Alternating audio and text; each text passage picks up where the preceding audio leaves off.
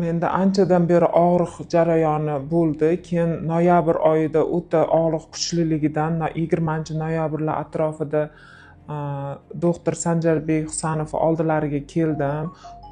U kishi 20 noyabrlarda kelganimda buyragimda dimlanish hosil kuchli dimlanish bo'lganliklari tufayli stentlash amaliyotini qildilar va bir oydan keyin kelasiz dedilar. Mana bir oydan keyin keldim. Pochkamda katta tosh bor ekan. U toshni ham olish o'zi bo'lmadi. Juda katta qattiq tosh ekan. O'sha operatsiya jarayonini o'zim kuzatib yotdim. Olish juda qiyin bo'ldi. Doktorlarga katta rahmat. Yaxshi bo'ldi hammasi. Mana hozir toshdan qutulib oldim. Og'riqlar yo'qoldi. Doktor Husanov Sanjarbekka kattakon rahmat. Umrlari uzoq bo'lsin.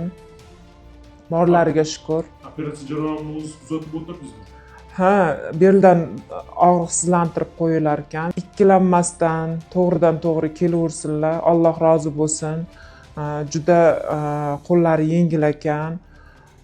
Mana o'zim ham ko'rdim. O'zim shifo topdim.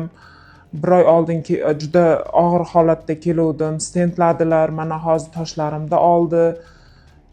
Juda yengilman. Alloh rozi bo'lsin doktorlardan. Bemalol kelishlaringiz maslahat beraman.